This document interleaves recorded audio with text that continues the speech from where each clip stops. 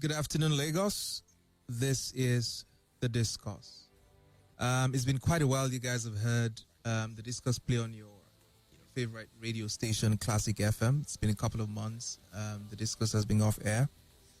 But I'm truly excited that it's back on, that I'm also going to be a chaperone in the next couple of months. It's been truly an honor hosting The Discourse.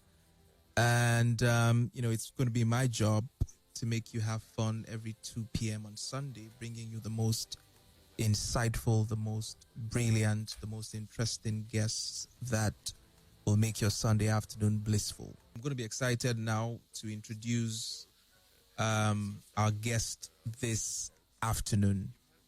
So, joining us this afternoon for the conversation is Mr. Olu Akamu, who was until recently the president and CEO of OP Nigeria, one of Nigeria's largest fintech platforms. Before that, he was the executive director, retail banking at First City Monument Bank. He was also chief marketing officer at Airtel. Before that, he was general manager, consumer marketing at MTN Nigeria and client service director, at Insight Communication. He was also chief operating officer at Society for Family Health, which I think is an NGO, one of the most famous NGOs in the country. So good afternoon, Mr. Olu Akamu. It's a pleasure to have you on The Discuss this afternoon. Good afternoon, Ayo. Good afternoon to your listeners. Thanks for the invitation. Yes, it's a pleasure to have you on. Today we're going to be talking everything from, fintech to banking to leadership, much of which you have acquired, through your years of experience, leading very senior roles in various corporate organizations. And we're going to be touching a bit of governance. But like I always like to do, I always like to start, by talking about who the person we're talking to is, so our listeners get a feel, of who you are. I know you were born and raised in Ibadan, your state. Tell us a bit about your growing up in your state and perhaps the values that you picked up in Ibadan that shaped your worldview and molded you into the person you became today. Thank you, Ayo. To connect what you read to the previous, my background is typical working class, Southwest Nigerian family, where the values given to you by your parents are largely about what we call Omoluabi, character. Remember the son of who you are. Reputation matters. But I think in connecting the story, my story is very typical of a whole lot of typical working class families whose second generation have had very significant social mobility. And in putting this kind of story today in context, we all benefited from very good quality public education, irrespective of who your parents were at the time. You will be able to fulfill your true potential. In putting that story today, I think what is important to reflect on is that if many of us were to be born now in similar circumstances, we have had the same kind of opportunity. The circle of prosperity in Nigeria has become more narrow. When we were growing up, the circle of prosperity was expanding, and a whole lot of people moved into the middle class. And those are important reflections. How do we get back to what the founding fathers of Nigeria bequeathed to us in terms of an expanding circle of prosperity, massive investment in young people and public education that gave everyone a fair chance to make it. You mentioned things that important things, events that shaped one's value. I mean, related to that, I will remember the 1979 elections, those UPN and MPN elections. Yeah. How our parents massively queued to vote. And what was important to all of us who were to the young people who were just in school at the time was the values of who they voted for Obafemi Awolowo in the Southwest was about common good. The same thing about the chance for everyone to fulfill their potential. Growing up, going to Ife as a student, those kind of values about common good, equal opportunities has always informed my view of life and the way I see business should be run, not just about profit, but also impact on society. I mean, I like the fact that you touch on the importance of public education, because it seems that governments of today have completely outsourced their responsibility in educating the public, and more importantly, in providing that social ladder where young people can climb. Right. You know, people graduate from school today. I talk about this every time. A woman who fries akara down the road struggles to send her child to school, who then graduates and then comes back to join her selling akara, which it just shows that the ladder with which young people are supposed to climb have just been completely kicked off, pulled away from them.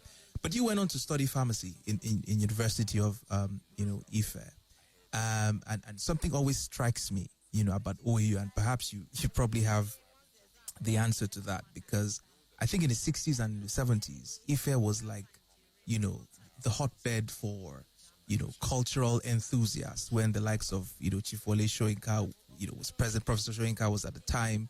A lot of it was some sort of a cultural alliance happening in Ife at the time. And then if you looked at the 80s and the early 1990s, there was a lot of activism. You had most of the firebrand journalists who led, the news magazine and all of that were students from Ife who led that democratic charge against military dictatorship.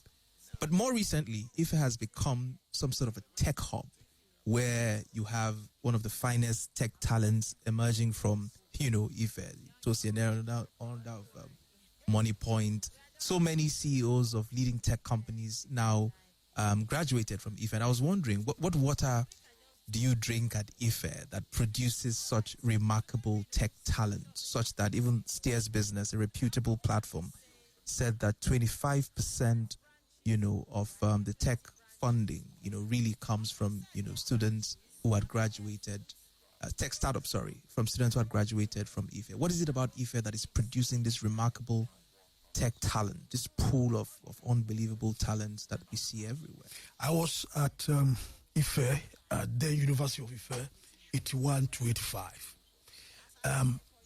And I think a motto of the university at the time was learning and culture.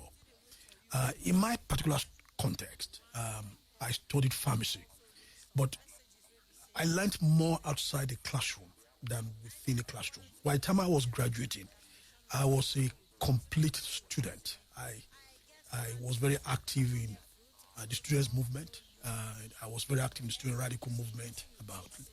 We didn't call it inclusive society at the time, but it was the same principle about how society will work for everyone, and everyone will be given a fair chance. So you had a lot to learn that makes you a critical thinker, outside, within your classroom, and outside. One of the things to also reflect on would be whether university education continues to be that. Whether we are producing generations of problem solvers rather than just people who are regurgitating their learning. I think that would be what defined Ife at that time. And it's great to see that even in the motto and the song of the university, it's still embedded in it that element of radical rebellion, don't accept the status quo, which is important to question. Is a bedrock of innovative thinking. Why should things be the way they are, especially if it is not inclusive and good for everyone?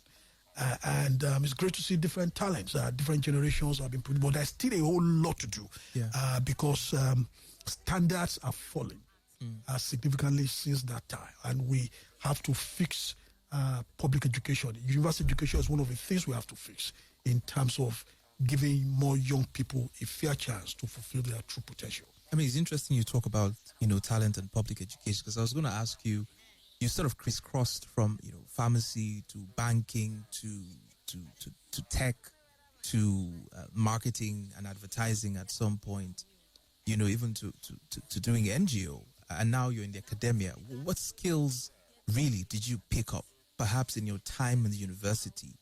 What skills have allowed you to sort of crisscross industries so seamlessly that you offer a range of value across these various industries? So a young person who's in university now, probably studying pharmacy or pharmacology or whatever they're studying, what skills should they be looking at building on such that they can move across industries and still remain relevant and continue to contribute and add value, across the industries that they find themselves in? Yeah, thank you, Ayo, for those series of questions. I talk a lot about this when I talk to young people, and I even have some podcasts where I've talked about it.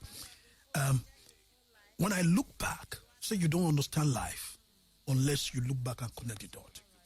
The connecting dot in the things, in the way in which my career has evolved is what I will call continuous and adaptive learning. The first thing that life opportunities will never present themselves to you the way you expect. The last thing I expected when I was graduating was that when I became a pharmacist, I worked for Glaxo. The dream you had at that time would become CEO of a pharma company. The last thing I would have thought about was that I will ever do telecoms or banking or fintech. But I share with young people what we are seeing today in Nigeria in terms of forex FX devaluation has happened before. When I was in Glaxo, Naira, during Babangeda's time, I was driving from Lagos to Benin City. The price list of Glaxo changed 3 times on the journey between Lagos and Benin. And that meant medicine became more expensive, the pharma industry shrank. When the pharma industry shrank, opportunities became limited. And I was a middle-level manager in the pharma industry. I had to adapt my skills to other industries. You call it pivot now, but what I describe it is the principle of building adjacent learning to your core. When I was in the pharmaceutical industry, pharmacy was my core, but I learned marketing as an adjacent knowledge. Now, the adjacent knowledge that you learn, if you are not a silo learner, can become your biggest opportunity to expand your career and give you a knowledge bridge to cross the new territories. That marketing that I learned in the pharmaceutical industry, which adjacent to my core as a pharmacist, gave me the bridge to cross into FMCG marketing and advertising. That marketing enabled me to cross into telecoms from marketing. When I was in telecoms, marketing was my core, as joining as market communications manager at MTN, becoming general manager consumer market over time. But I learned retail, how to build consumer franchise at scale. That retail that I learned, which was an adjacent skill to my core in marketing, became the bridge that enabled me to cross to banking, to join retail banking. When I was in retail banking, as director of retail banking at Bank PHB and FCMB, I had to learn technology, because when you are scaling retail, you have to use tech. Therefore, I have to interface with tech people. What are you guys talking about? That the platform is down, all those issues. Therefore, I learned tech. So the tech that I learned, which was adjacent to my retail knowledge in banking, became the bridge that enabled me to cross to fintech. So I think the lesson is that constantly, when you are a young person, the opportunity of life will never come to you the way you expect. Life is about continuous and adapting your learning to the opportunities that are presented to you. That is my story. And I commend that to a whole lot of young people. You have to constantly learn and adapt. Talking about constant learning, there's this fancy tool now called AI, right? That is eating a lot of jobs for breakfast these days. Do you really worry that, when you talk about adaptive learning for young people, do you think that AI complicates that for a lot of young people? And perhaps do you even think that, AI is likely even going to worsen our job market as a country? Because many of the things that, we hire people to do, customer service, and things like that, AI is likely to replace them. If you're interfacing with, major e-commerce platforms now, it's not somebody behind the keypad who is responding. It's a technology that is, an AI driven technology that is answering or responding to customers. Do you fear that AI is likely to worsen our unemployment crisis in Nigeria? And perhaps how do you think we can respond, to a world driven by AI at a policy level and perhaps, at a skill level for young people? Do they adapt and embrace AI? And what does government do at a policy level? If anything, AI presents opportunities for Africa to accelerate its development and leapfrog. It's going to be much more easier to learn and curate knowledge with artificial intelligence. Manual and routine things are going to be taken away from learning. How do people build this critical thinking element, this creativity? Because it sounds a bit abstract when you're telling people improve critical thinking or be a lot more creative. How does a young person leaving university knowing so well that the jobs of customer service is not likely to be available to him, and all I have to do is improve my critical thinking skills or my creativity?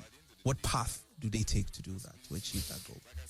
I think the first thing to look at will be our education itself. How do we move from regurgitating learning in theory to embedding critical thinking and problem solving as a philosophy of learning, right from even primary to secondary and even more at the core of tertiary education? Let me give you an example. If you're doing botany or biology and you are discussing photosynthesis, a teacher could frame a question and exam as define photosynthesis. And you could actually do what we call Kramanpoa, Gurubele, and score an A. But you might not be able to apply the learning to solve real life problems, either in horticulture or in agriculture.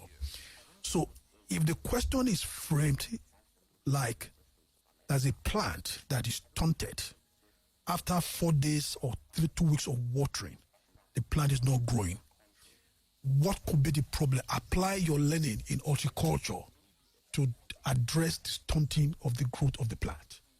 The student that comes out of that method of learning, solving problem, applied knowledge and applied science, is more likely to be a problem solver.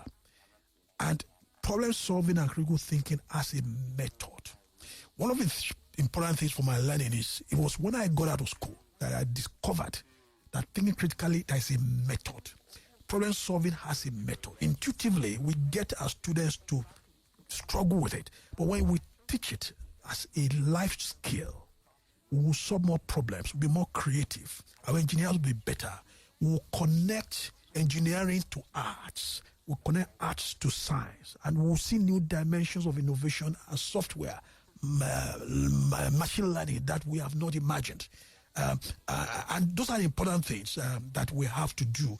Embed critical thinking and problem solving, and that's something that the regulator of higher education have to really address. Preparing our students for the 22nd, 21st century is about embedding problem solving and critical thinking. Whatever subject you do, whether from history to science, that must be the heart of it. I mean, what I didn't say in introduction when I was reading your stellar CV was that you have also now ended up in the academia, where you are academic director in Lagos Business School. No, let me call academic director of the Lagos Business School Tech Leap Initiative. The yes. Technology programs of the business school. School. Fantastic. So you're obviously in academia now. And which brings me to this very important question, because many people blame sort of the university education for the quality of graduates that we're producing today. But some others would also argue that the private sector are also not reinvesting in the university to determine the kinds of graduates that they want to serve them when they get out of the workplace. So it's a bit of a chicken and egg situation. Where do you think the correction has to begin? Is it in, rejigging the curriculum in universities, improving, the quality of faculty?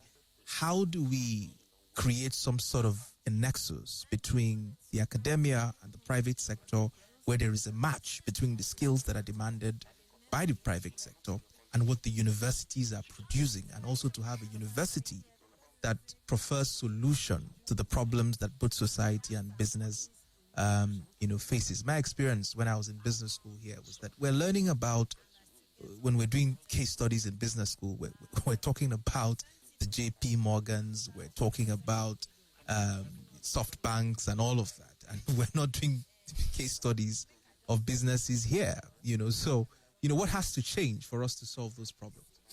First, the gap between universities and industry has been too wide. There have been attempts to close it. People take initiatives at individual level. I think at the level of the regulator of university education, it has to become a core agenda. How do you bring, and it's not been talked about when you have higher education conferences. But what you don't have in those conferences, and I've attended a couple of them, actually the industry has been present. So the British Council, NUC, they have a whole lot of conferences. Have even presented a paper on these issues in some higher education conference in Hong Kong some years back. But you don't have industry present. So we have to close that gap. The kind of example of my coming to join academia as an adjunct faculty is a good example. Having worked at executive level in industry, and joining the faculty of the business school is the kind of things that we need to do more, not just in business, in engineering, in many other subjects and sciences, in public policy. If you're studying public policy and public administration, for example, in Nigeria, in Nigerian universities today, how many permanent secretaries who are given a task of solving policy problems, actually teaching real-life cases about policy problems to our students in public administration, for example. You do not necessarily have to go to Kuru. What Kuru is trying to do should be a norm in every public administration department. And that's just an example. So that closing the gap, structurally closing the gap between university and academia is going to be very key in producing graduates that are relevant to the industry. And when we talk about industry, we have to go to the most dynamic part of industry. For example, when you talk about engineering, for example, the younger generation are much more in tune where the world is going than the engineers of my generation, sorry to say. So if, for example, you are just going to talk to engineers and you're not bringing the young guys who are doing UI, UX, software, machine learning into the conversation about what the curriculum of electronic engineering will be, you'll be missing something fundamental. Oh, okay. Yeah. What's your take? What's your thought about university autonomy? That's always a debate, right? That universities should be somewhat autonomous and they should run themselves and perhaps charge market rates for their fees. And I'm talking about federal universities like IFE, UNILAG, Bayero University and all of that. Do you think university education should be left to market forces, where public education is left to market forces, where universities can charge private sector rates for education, and those who cannot afford to pay those fees, are likely to go to technical colleges or, gain other kinds of education, and only those who can afford to pay a university fee or secure a loan to attend university should do that. And those who make that argument argue that then universities will have a lot of funding to be able to run its universities better, hire better faculty, and produce better graduates. Do you sort of, do you agree with that argument? There's no linear answer to that question. We need both. We need private markets in education, in a society and a government that has fiscal constraint of resources. If there are demographics that can afford to pay commercial rates for education, we need to take them off public education so that they can go to private markets and pay those commercial rates. But education, especially public to investment in the youth, must be seen as a duty of the state. And there must be a safety net to protect talents whose parents might not be able to afford commercial education to also get at least a basic good quality tertiary, primary, and secondary education. So our public universities cannot be strictly commercial. Rates might go up, but there has to be a provision to enable people who cannot afford a safety net to also benefit from tertiary education. Else, we will lose all. Like I said, we continue now. If we don't solve it, we continue to narrow the circle of prosperity. So we need those private markets. We need those private charges, private rates. But those who cannot afford, who have talents, the state must cover them. That's why we need the concept of market and the state working together for the development of society is very, very important.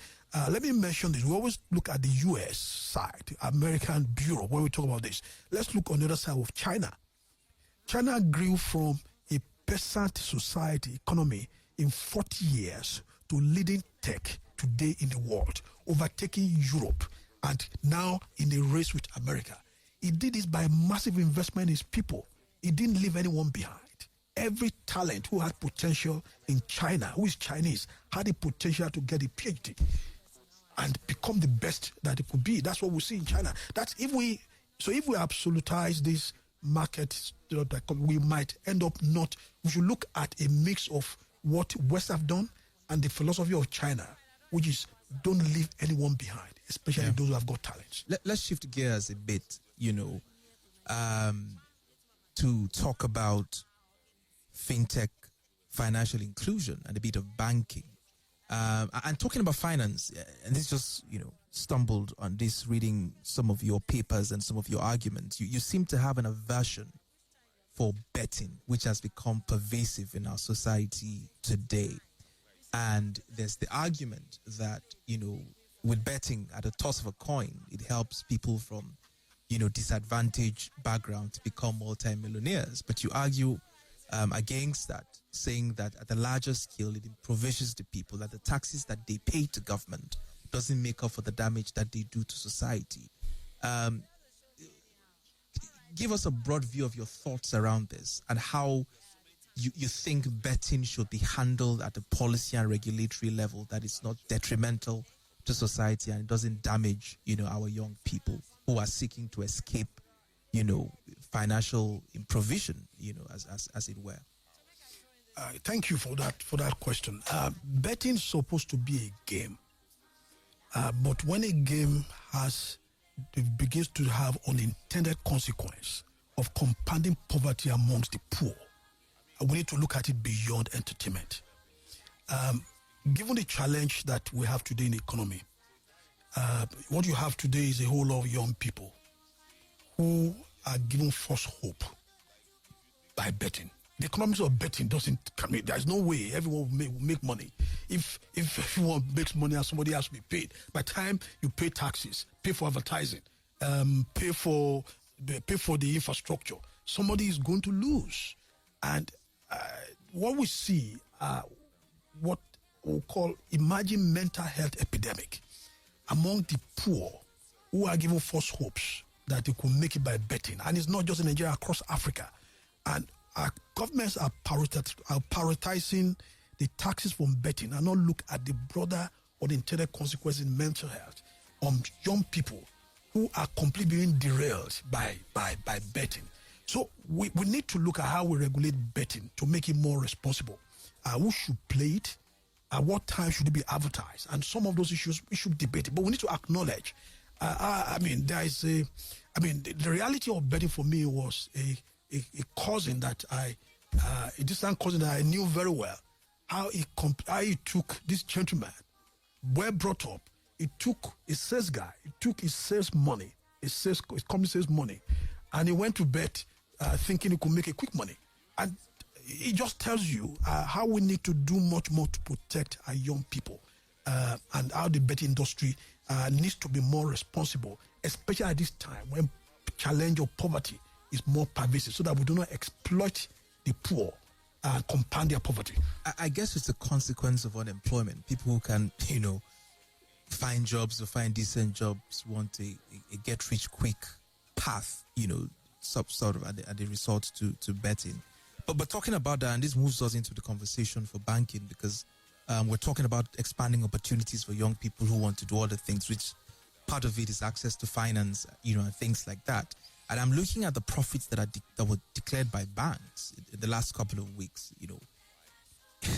It doesn't matter the economic downturn. Banks are turning out trillions and trillions in profits, while manufacturing concerns are suffering.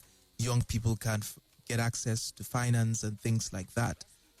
Do you worry that that's some sort of an anomaly where you have an economy that is sort of shrinking, struggling to create jobs, whereas on the other hand, banks and financial institutions are churning out profit, in trillions? Is that some sort of an anomaly, and how can that be corrected to fit the demand of our time, which is to create opportunities for young people?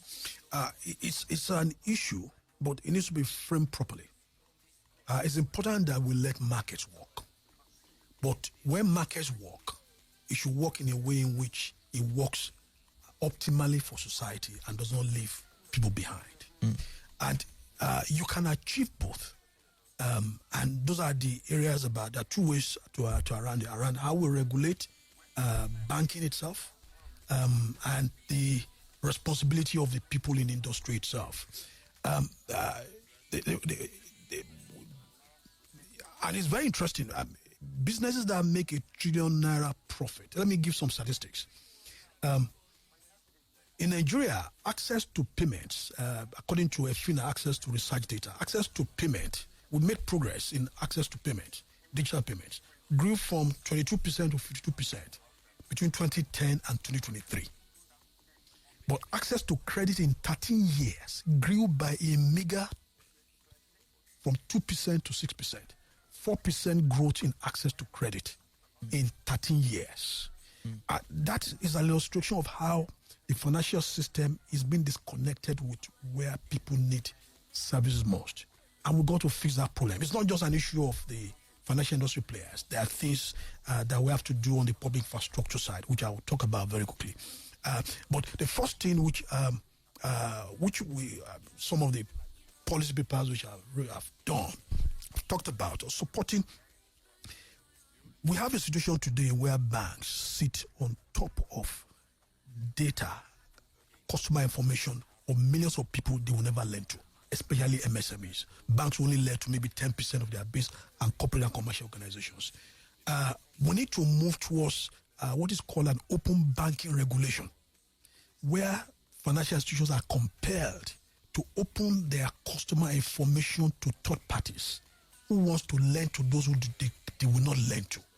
A win-win partnership arrangement, not just to sit on those information, because especially fintechs who have the capability to develop smart algorithms to use alternative credit scoring to lend to those customers. If we do that, we have the potential to potentially expand access to credit through open banking. It's something which a regulator of financial system, financial services needs to push and make happen. In terms of ensuring that the banking system and the financial system is more relevant to more people in the areas of credit, and that's where the biggest impact in terms of tackling poverty will be. The other thing, of course, is the role of the state itself to supporting the financial industry players in terms of improving things like access to credit and making them more relevant. Let me give an example of India. India has what is called a digital public infrastructure system, in which everyone is registered on the universal identity system, which is the equivalent of our own NIN. On top of that digital identity system, you have the national payment system, which they call UPI. That's the equivalent of NIPS in Nigeria. Yeah. What it does is that everyone that has a digital identity, which is the first leg to come to the financial system, will automatically have a financial account, because the national payment layer, universal payment layer, and the national identity layer are coordinated as a digital public infrastructure. The tragedy or the challenge in Nigeria is that we have implemented these two systems as in silos, in a non-coordinated way, such that today the progress that we have made in terms of inclusive digital identity, we have not been able to translate into inclusive financial inclusion. Let me explain. Today we have, over the last 5-6 years, we've registered more than 50-60 million people who have come out with the national digital identity system. We now have 107 million Nigerians with national digital identity, but people with access to payment are just about 65 million. If we had a coordinated digital public infrastructure system between NIPS and NIMC, like we have in India, all those people who have digital identity will have had a financial account today. And those are the foundation that will support inclusive access to credit, because lenders will lend to those who they know will not run away with their money. Yeah, sure. So if people can run away with their money, lenders will not lend. So we have to create incentives through a national DPI, national digital policy, coordinated digital policy infrastructure for lending. And India has even gone further. They've now layered on top of, you have a UID, identity, UPI, payment. India has gone further to now have what is called universal lending infrastructure, a layer on top of the UPI. And with that, it's very easy for fintechs to innovate because the layer in terms of data is available. That's why some of the things we have to do to also support the financial industry players so that we improve access to credit and make banks more relevant to people. For a lot of people, financial inclusion just sounds like one of those things that are, pushed and advanced by, Brentwood institutions, and something that is a bit alien to us. What really is this financial inclusion, really and truly, and how does that solve the problem, for access to credits that many people seem to be grappling with? And how does that transform the life of the trader in Aba, or the cattle rearer somewhere in Katsina, or the person who has just a small chemist or pharmaceutical store somewhere in Ibadan? What does financial inclusion do for them that radically transforms their lives? Financial inclusion, imagine that what it does, same thing with a telephone or a railway. When a railway passes through when a railway or a road passes through your village, your opportunities become expanded. You can travel further. When all that you do is as an economic man or woman is trade by cash, your circle of influence is the length of your hand. There are a lot of people today who are doing businesses in Moe, and they are sending what they produce, what they process to Kano, to Aba, and there are businesses in Aba who are selling to customers in Kano. Those are the things about giving the people expanded opportunity of being on the modern digital financial rail. It means expanded economic opportunities for more people. And so financial inclusion is not just financial inclusion as an end in itself. It's about the empowerment that it gives the ordinary person to participate in a wider economy and a wider opportunities for themselves and their families. And on the credit side, that's where the biggest impact is. In the financial system, when I don't know you, when I don't know where you live, when I don't know how you spend money, if I have two decisions to make. I don't lend to you, which is the typical default system currently, where access to credit is 6%, where it has grown only 4% in 13 years. Or if I must lend to you, I will declare you a big risk, and therefore I will price my risk like 250%. I've always wanted to ask that question, right? Talking about pricing, please don't lose your former train of thought. The way bankers price risk is funny to me, which is if I think that you're likely not to pay back or to default, it means you're a high risk customer, and that means I place a premium on the cost of capital to you. Now, it's funny because the moment you think I'm at high risk and then you're raising the cost of capital that I'm supposed to pay you back, isn't that a bit of an irony? Because if you think I'm going to run away, why are you making me pay more? In fact, I would argue that if you think I'm at risk, the cost of capital should actually be lower to give you the chance of getting your money back. It's a bit of an irony to me that the people who you consider riskier are the ones who you raise the cost of capital on, which likely raises their chances of defaulting. Interesting contradiction, but it's perhaps, given what it is perhaps the only way financial system players can do it. They have two options. Either they don't lend, or if they must lend, if the lending system will be sustainable, if I put in 100 million as capital for my lending business, if people don't pay back, I can only do one cycle of lending. So what the financial system will do is that if there's an 80% chance of default, you got to price that into your cost of risk for those segments. And so the way to tackle it is to address the concern about how do we make the financial system do lending more? How do we make financial system have more information on people they want to lend to, their credit, their payment behavior, where they live, and that's where the digital public infrastructure comes in. If this person takes money, would they go and open an account somewhere with a fintech or some organization somewhere outside the banking system that I will never be able to collect my money back? If we have a coordinated digital public infrastructure system from identity to payment that can track universally every citizen wherever they go, as India has done and has seen an explosion in inclusion and credit, lenders will have more confidence to lend. In fact, they will price risk much lower, because at that point, the MSME that they are pricing at 250% per annum, I mean, it's a very clever trick. It says like 20% per month. 20% per month is 240% per annum. 20% per month is actually like, they will call it like 2% a day. 2% a day, it looks like it's not a lot of money. 2% a day is 24% by 12. Yes. So it's huge for the MSME because there are no data. They don't know them, and the risk of collecting the money back is very high.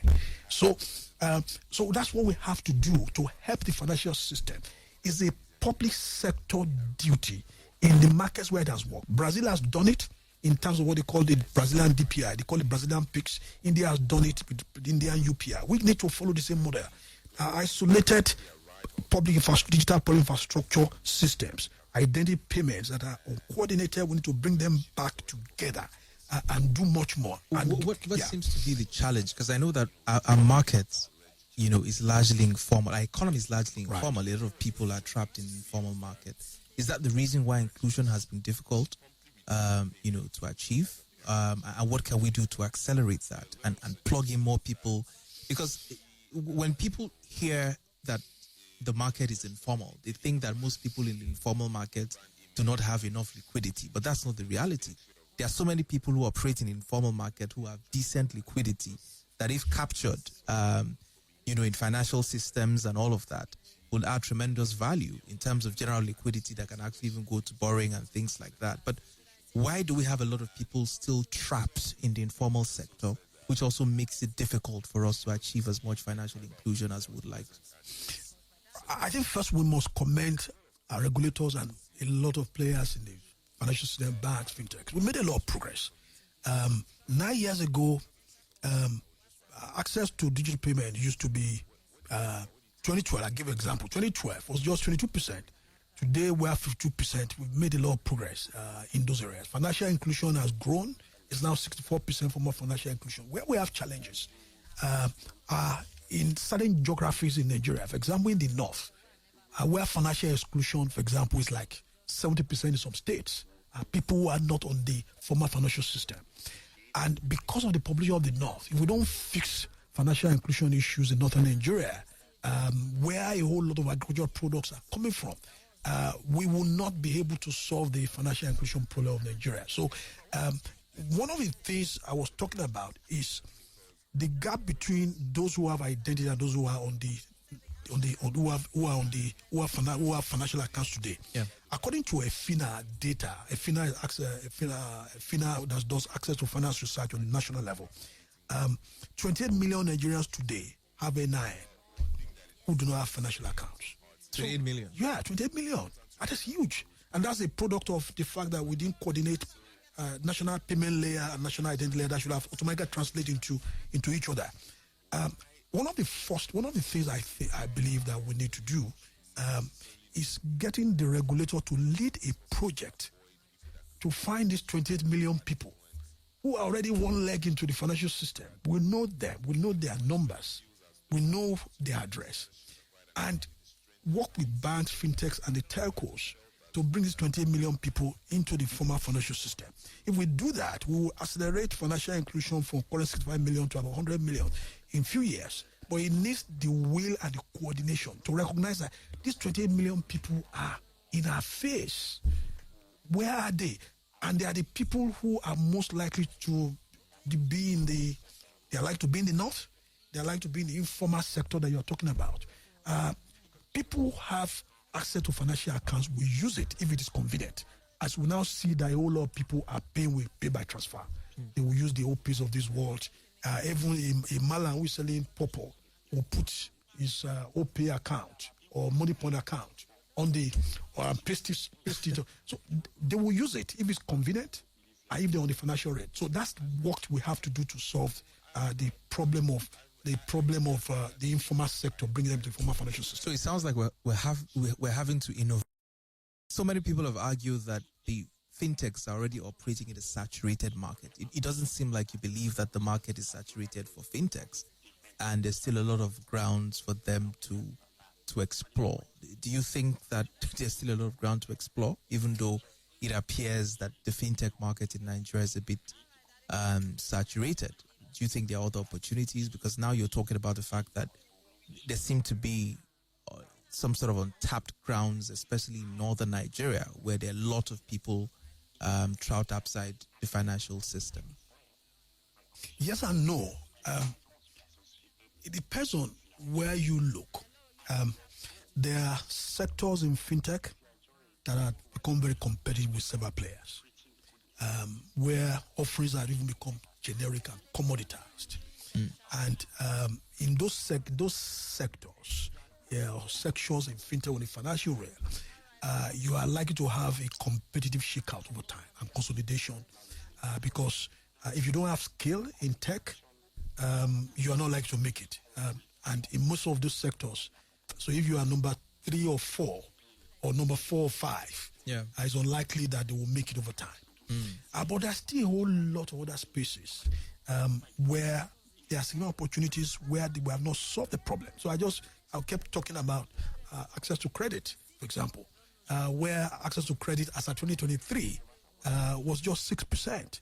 We need smart innovation in tech to solve the problem of exclusion of a lot of our MSMEs in terms of access to credit. If you look at insurance, insurtech, look at pension tech, savings tech, investment tech, there's still a whole lot, both within those who have financial accounts today and those who do not have, that needs to be, that are huge opportunities. So it's a question about being specific. Let me say it's true that there's a whole lot of survival bias in tech. We talk a lot about the successes. We don't talk about the failures. Yes, we don't talk about for every paystack, OP, and money point out there are probably many, 10, 15 others who didn't make it. So we have to commend a whole lot of investors and funders and managers of the tech businesses who are doing a lot to solve problems. But truly, it depends on where you look. So the answer to that question depends. It depends on where you look. Yeah. Nigeria clearly has an unemployment crisis. A lot of young people don't have jobs. A lot of people are struggling to survive. Like you rightfully said earlier, the ladder has been pulled underneath them. What is the one big policy that you think can set us on a path of creating jobs, meaningful jobs, decent paying jobs for young people that helps them climb the social ladder in Nigeria today? First, I think we need to recognize how we shoot ourselves in the leg. The last 10 years plus, about a decade ago, we made a whole lot of progress in the Obasanjo years through sound market-driven economic reforms. Economy was growing at 7%. And when you drive on Tomiland Bridge in those days, you see a whole lot of new cars. We expanded the middle class. By the kind of things we've done in the last decade, non-market-driven economic policies, we killed the industries that would have employed people. We killed manufacturing. But when people cannot get effects, so the first thing is, let us commit as an allied group to continue the progress of economic reforms that we're doing, but ensuring that we make it relevant to address the pain of the poor who have had to be the biggest disproportionate brunt of the pain of economic reforms. Then we have to invest in our young people. That's why the question about, is it just commercial markets for education or not? Invest massively in public education and vocational education and vocationalized tech, such that even from secondary school, you could learn specific test skills. If you don't want to go to university, just like the way you could learn carpentry or plumbing, or can learn the same with tech, and let people create jobs for themselves. The other one, of course, is industrialization. We do not have a clear industrial policy. What are we driving? And are we supporting specific industries we have elected to support? Agriculture, so we can keep going on. This is a big question that. Yeah. I mean, I think this is a wonderful place to leave the conversation. It's been really, really enlightening and enriching speaking to you this afternoon, and I'm sure that everyone who's listening in this conversation have learned something and have truly, had their 1 hour well spent. It's been great talking to you, Mr. Oluwakomo. It's a pleasure having you on the show, and I hope that we can do this again sometime soon. Thank you for coming and sharing your Sunday with us. But, as I will be doing on this show every Sunday before I go, I'm not sure I want to even let the bag out on who our guests will be next Sunday. I'm sure during the week we'll let that out of the bag. But one more thing before I go. During the week, I think it was on Friday, the NSA had his Hilux stolen right outside the Friday mosque. He came out of the mosque and couldn't find his Hilux. Now, you have to ask the question, when the national security advisor of a country loses his Hilux just right outside the mosque, you have to wonder what kind of protection and security ordinary citizens like us have.